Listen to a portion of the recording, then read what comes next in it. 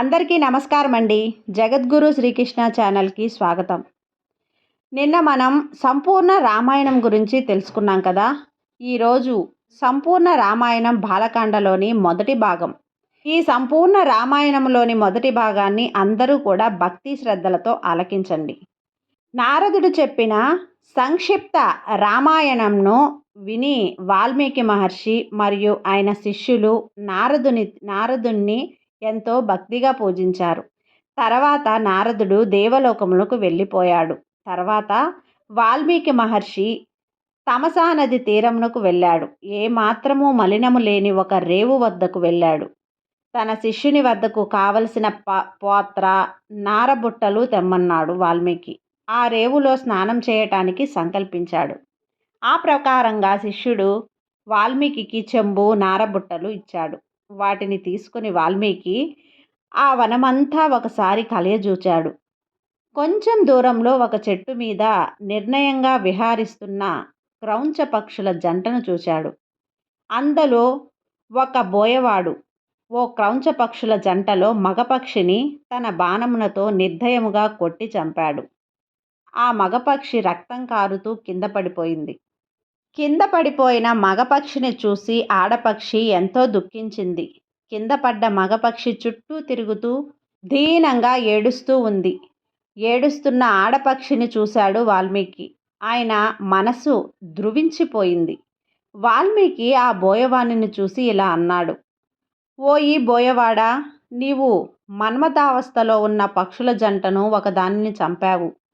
కాబట్టి నీవు కూడా అల్పాయుష్కుడు అవుదువుగాక అనే వాక్యము వాల్మీకి నోటి వెంట వచ్చింది.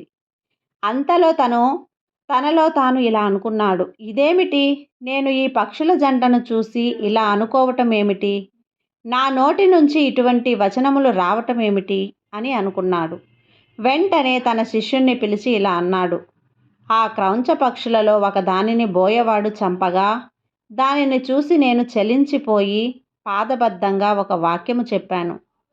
అది వృధా కారాదు, అది శ్లోకముగా ప్రసిద్ధి చెందుతుంది అని పలికాడు వాల్మీకి. శిష్యుడు వెంటనే ఆ శ్లోకమును కంఠస్థం చేశాడు. తర్వాత వాల్మీకి స్నానం చేయటానికి వెళ్ళాడు. స్నానం చేసిన తర్వాత తన ఆశ్రమమునకు పోతూ ఆ శ్లోకమునే మననం చేసుకుంటూ ఉన్నాడు. ఆయన వెంట భరద్వాజుడు అనే ఆయన శిష్యుడు వెంట వెళ్తున్నాడు. వాల్మీకి ఆశ్రమమునకు పోయి తన నోటి వెంట వచ్చిన శ్లోకమును మననం చేసుకుంటూ ధ్యానంలో కూర్చున్నాడు.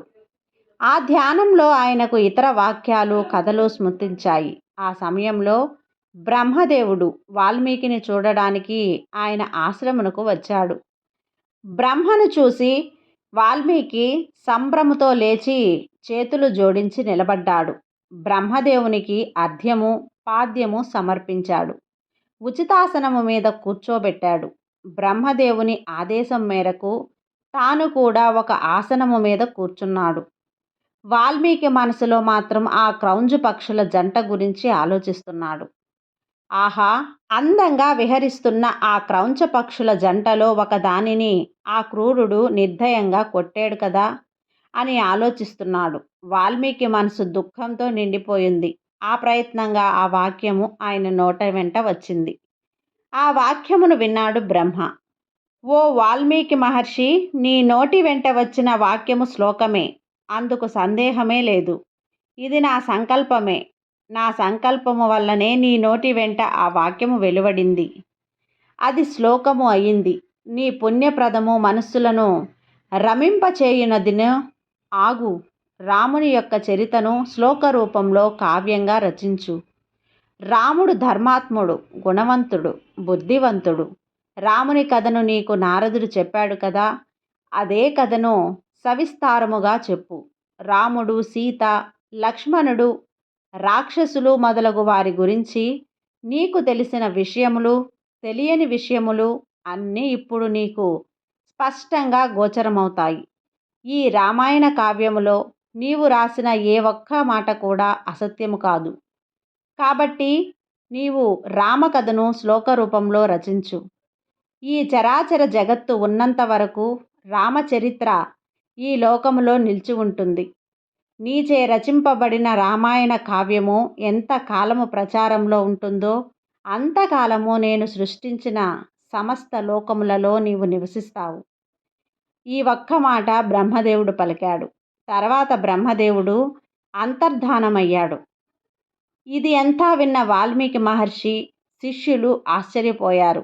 రామాయణ కావ్యమును మూలమైన ఈ శ్లోకముకు మరలా మరలా స్మరించుకుంటున్నాడు. ఒకరితో ఒకరు చెప్పుకుంటూ మననం చేసుకుంటూ ఉన్నారు. 4 పాదములలో సమసంఖ్య గల అక్షరములలో మహర్షి నోటి నుండి వచ్చిన ఆ శ్లోకము శిష్యులు మాటి మాటికి గానం చేయటం వలన శ్లోకత్వము పొందింది. ఇదంతా గమనించిన వాల్మీకి రామాయణ మహాకావ్యమును అంతా ఇదే విధంగా శ్లోక రూపంలో రచిస్తాడు. ఈ ఒక్కటి ఆయన నిర్ణయించుకున్నాడు. వాల్మీకి మహర్షి రామచరితను ఉదారమైన పదములతో మనోహరములైన అక్షరములతో కూర్చిన వందలాది శ్లోకములలో రచించాడు. ఆ మహాకావ్యము సమానములతో, సందులతో, వృత్యత్ములతో, సుమధురముల అర్థవంతులు అయిన వాక్యములతో అలరారింది. తనకు నారద మహర్షి చెప్పిన రామకథ సమగ్రమైనదా లేక ఇంకా అధికంగా ఏమైనా ఉన్నదా అని వాల్మీకి మహర్షి ఆలోచించాడు. తర్వాత వాల్మీకి మహర్షి ఆచమనం చేశాడు. తూర్పు దిక్కుగా ముఖం పెట్టి దర్భాసనం మీద కూర్చున్నాడు. శ్రీరాముడిని మనసులో ధ్యానించాడు, నమస్కరించాడు. తన తపోబలంతో ఆలోచించాడు. దశరథుడు, శ్రీరాముడు, సీత, లక్ష్మణుడు ఏమేమి చేశారో, ఏమేమి మనసులో అనుకున్నారో, ఆలోచించారో, రాముడు సీత ఏకాంతంగా ఉన్నప్పుడు ఏమేమి చేశారో, ఏమేమి మాట్లాడుకున్నారో, ఎలా నవ్వుకున్నారో, ఏ ఏ దారుల వెంట నడిచారో, ఎక్కడెక్కడ నివసించారో, రాముడు, సీత, లక్ష్మణుడు ముగ్గురు అడవులలో ఎక్కడెక్కడ తిరిగారో, ఎక్కడెక్కడ నివసించారో ఆ విషయములన్నింటినీ ఆమూలకంగా యథాతథంగా తన యోగ దృష్టితో చూచాడు వాల్మీకి. అన్ని విషయములను స్పష్టంగా తెలుసుకున్నాడు. మహాతపస్వి అయిన వాల్మీకి రామచరిత్ర అంతా కరతామలకము అంటే చేతిలో ఉసిరికకాయ మాదిరి స్పష్టంగా కనపడింది. ఆ ప్రకారంగా మహాతపస్వి అయిన వాల్మీకి రామచరిత్రను దర్శించిన తర్వాత తాను చూసినట్లు 4 పురుషార్థములు అయిన ధర్మకార్థమ కామ మోక్షములలో ధర్మము ఎక్కువ ప్రకాశించేటట్టు, మిగిలిన పురుషార్థములు కూడా కూడి ఉండేటట్టు నారదుడు చెప్పిన విషయములు అన్నీ పొందుపరిచి అందరికీ వినడానికి మనోహరంగా ఉండేటట్లు రఘువంశ చరిత్ర అయిన రామాయణ మహాకావ్యమును రచించాడు. ఆ రామాయణము మహాకావ్యములో రాముని జననము, ఆయన ధర్మనిరతి, పరాక్రమము, ఓర్పు, గుణము, రాముని సౌందర్యము, సత్యశీల అన్నీ మధురంగా వర్ణించాడు. రాముడు, లక్ష్మణుడు విశ్వామిత్ర మహర్షితో అడవులలో వెరుతున్నప్పుడు అప్పుడు చెప్పిన అనేక కథలు, గాథలు, శివధర్మబాణము, సీతా స్వయంవరణము మనోహరంగా కళ్ళకు కట్టినట్టు రచించాడు.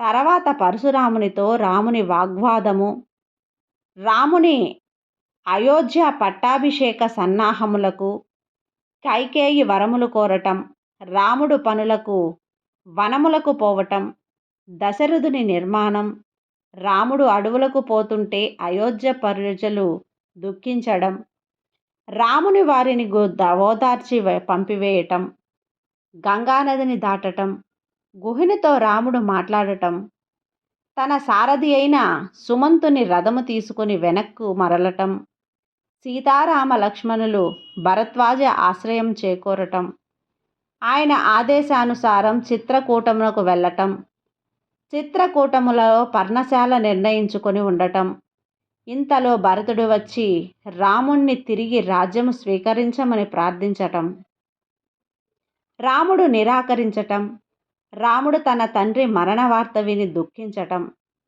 తండ్రికి అంత్యక్రియలు జరిపించటం, తన పాదుకలను భరతుడికి ఇవ్వటం, భరతుడు రాముని పాదుకలను తీసుకుని వెళ్ళి నందిగ్రామంలో నివసించటం, అక్కడే రామపాదుకులకు పట్టాభిషేకం చేసి రాముని పాదులు తాను రాజ్యపాలన సాగించడం. తర్వాత సీతారామలక్ష్మణులు దండకారణ్యము, అక్కడ విరాధుడు మొదలగు రాక్షసులను వధించటం, శరభంగుడు, సుతీక్షుడు మొదలగు మహారుషుల దర్శనం చేసుకోవటం, సీత అనసూయతో మాట్లాడటం, అనసూయ సీతకు వంటికి పూసుకునే లేపనమును ఇవ్వటం, తర్వాత రామలక్ష్మణులు శూర్పణఖను చూడటం, ఆమెను విరూపిగా చెయ్యటం, కరుడు మొదలగు రాక్షసులను సంహరించటం, ఈ విషయాలన్నీ రావణుడికి తెలియటం, రావణుడు మారీచుని సాయం కోరటం, మారీచుడు నిరాకరించటం, తుదకు అంగీకరించటం, రాముడు మారీచుని చంపటం, రావణుడు పర్ణశాలలో ఒంటరిగా ఉన్న సీతను అపహరించటం, రాముడు సీత కోసం శోకించటం, కబంధుని చూడటం, పంబా సరస్సు వద్దకు వెళ్ళటం, శబరిని కలుసుకోవటం,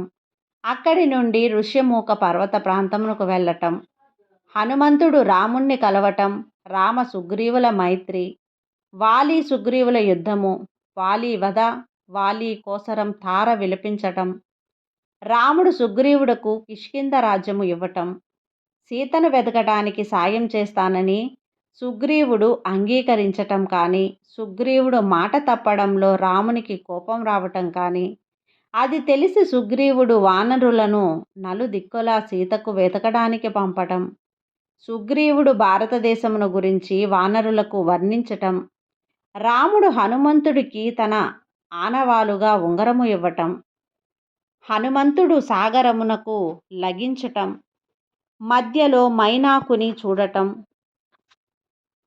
సింహమునకు చంపటం, లంకా నగరము దగ్గర ఉన్న పర్వతమును చూడటం, రాత్రి యందు హనుమంతుడు లంకా నగరము, అతను లంకా నగరానికి ప్రవేశించటం, సీతను వెతుకుతూ పుష్పక విమానంలో ప్రవేశించటం, రావణుని అంతఃపుర దర్శనం, తర్వాత హనుమంతుడు అశోకవనంలో ఉన్న సీతను చూడటం, ఆమెకు ఆనవాలుగా రాముడు ఇచ్చిన ఉంగరము ఇవ్వటం, సీతను రాక్షస స్త్రీలు భయపెట్టటం, త్రిజటకు వచ్చిన స్వప్న వృత్తాంతము, హనుమంతుడు రాక్షస స్త్రీలను భయపెట్టటం, అశోకవనమును నాశనం చేయటం, ఇంద్రజిత్తుకు పట్టుబడటం, లంకా దహనము, హనుమంతుడు సముద్రమును దాటి కిష్కింధకు రావటం, దారిలో మధువనము నాశనము చేయటం, రామునికి సీతను చూచాను అని చెప్పటం, సీతాదేవి ఇచ్చినది చూడమని ఆనవాలుగా ఉంగరము ఇవ్వటం, హనుమంతుడు సాగరమునకు లభించడం,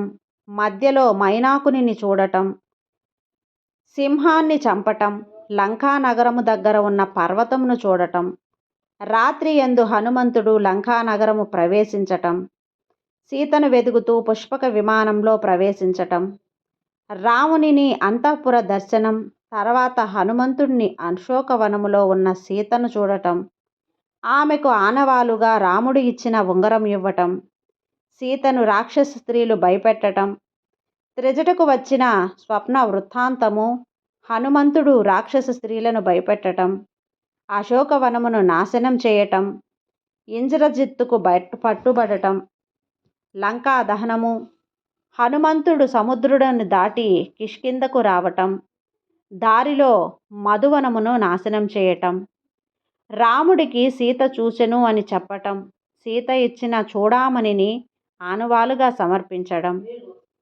రావణుని తమ్ముడు భీషునితో మైత్రి, విభీషణుడు రావణుని ఎలా వధించాడో చెప్పటం, యుద్ధములో కుంభకర్ణుడు, మేఘనాథుడు మరణించటం, రావణ యుద్ధం, రావణ వధ, సీతను స్వీకరించటం, విభీషుని లంకకు పట్టాభిషేకుణ్ణి చేయటం, సీతా సమేతుడై రాముడు పుష్పక విమానంలో అయోధ్యకు తిరిగి రావటం, రామ పట్టాభిషేకము, వానర సైన్యమునకు వారి వారి స్థావరాలకు పంపటం, రామరాజ్య వర్ణ వలన లోకాపనిందకు వెరచి తిరిగి సీతను అడవులలో వదిలిపెట్టడం, ఇదంతా వాల్మీకి రామాయణ మహాకావ్యంలో రచించాడు.